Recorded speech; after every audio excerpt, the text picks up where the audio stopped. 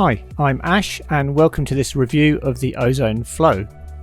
This wing is advertised by Ozone as a do-it-all wing, and in terms of the Ozone range, appears to be the replacement for the previous Ozone Wasp. The wing itself is a standard materials wing, Dacron leading edge and strut, and Tasian 55g triple ripstop canopy. So there are no what we might term more exotic materials here for longevity of the canopy or extra stiffness in the leading edge or strut. We do have Ozone's superb build quality, and you have to admit that they are very good at this, with it being one of the highest quality wings I've seen in terms of stitching and overall build quality. The canopy is very tight over the front half of the wing and then loosens off to the rear. It is a fairly compact span wing with two rigid handles for the main control and a semi-rigid flag handle at the front. I have to say this flag handle is superb and will offer very good control of the wing on the wave. It also features the usual soft pad to stop knuckle abrasion when flagging the wing.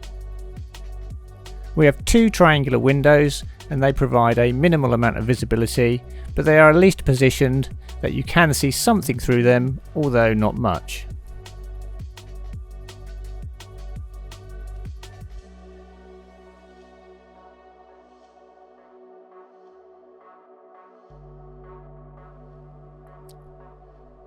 There are some load spreading elements on the wingtips and the rear of the strut, plus two battens either side of the strut on the trailing edge to reduce flutter.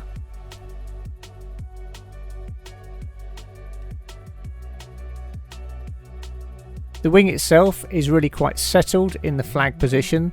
There's little dihedral in the wing and it gives the impression of a wave style wing design rather than something more freestyle orientated. The wing comes with a high quality bungee style waist leash and belt. We have the usual Ozone Boston style valve and valve cover with the inflation valves for both the leading edge and the strut.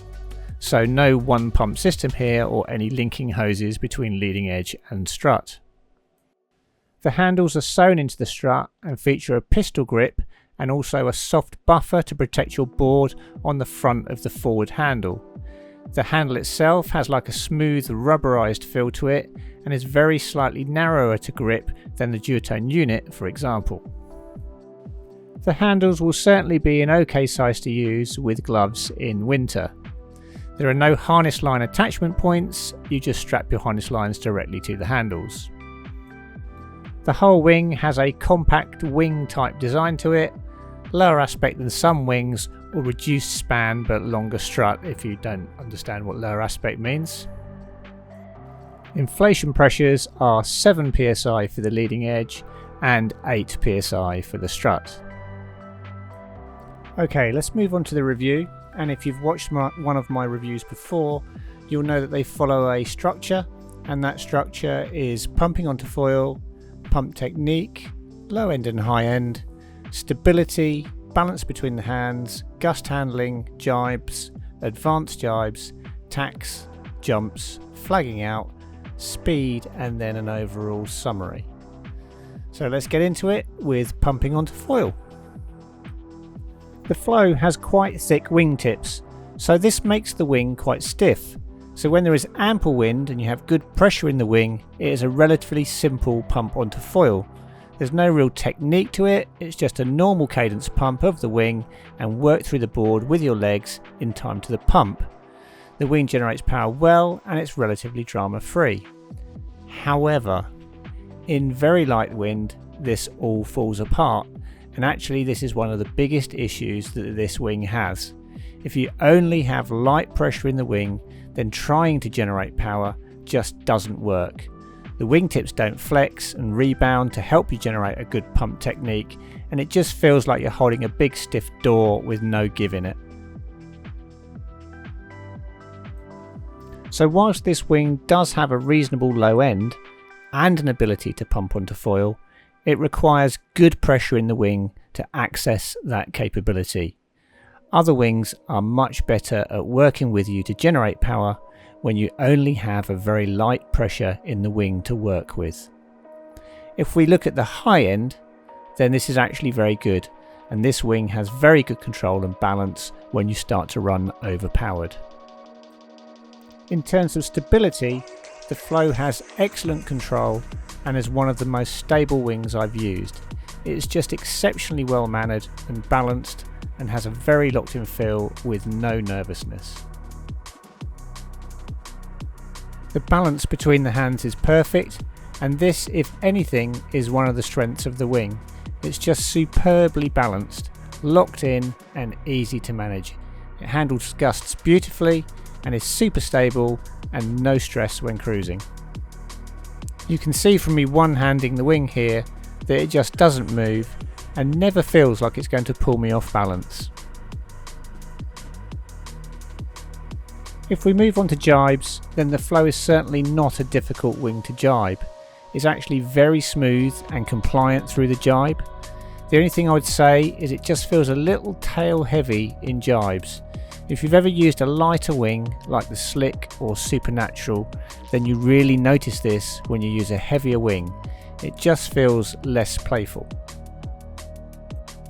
You can see this in this toe side jibe where I give the strut a push to make it go rather than the wing just floating round on its own.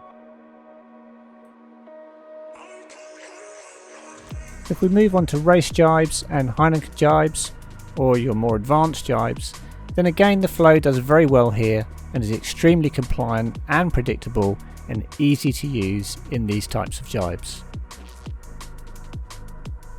If we now look at tacks, then this is certainly a strength for the Flow. It's beautifully composed through a tack. It goes through the eye of the wind like a hot knife through butter, with no backwinding or any adverse elements for you to contend with. I would thoroughly recommend the Flow if one of your goals is to learn to tack.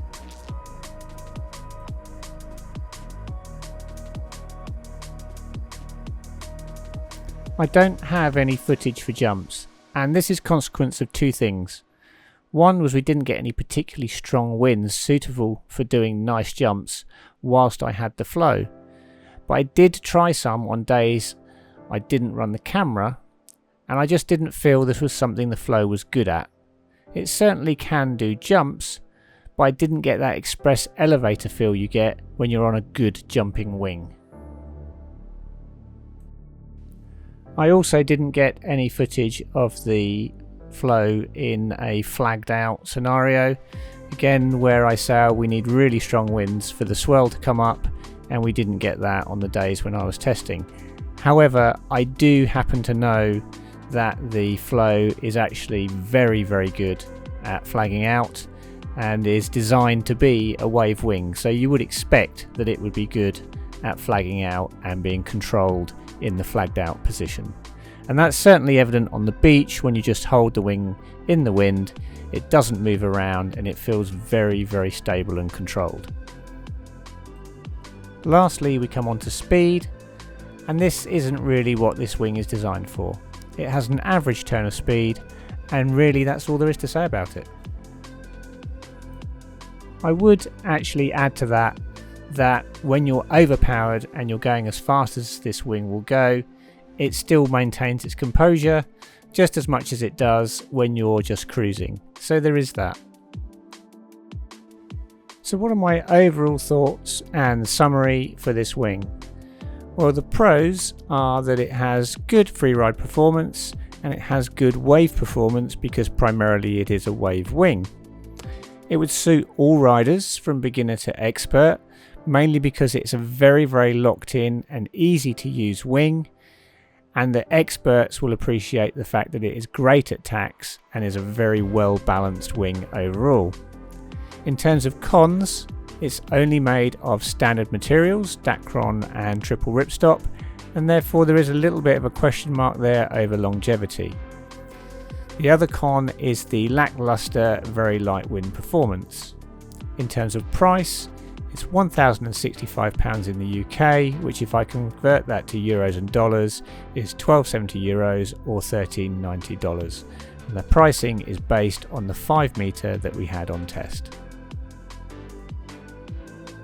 Okay, that's it for the review of the Flow. I hope you enjoyed it. If you did, please consider liking and subscribing. Lastly, my thanks to the Water Sports Centre for the demo of the Flow 5 metre wing. I'll leave their links in the description if you want to show them some appreciation.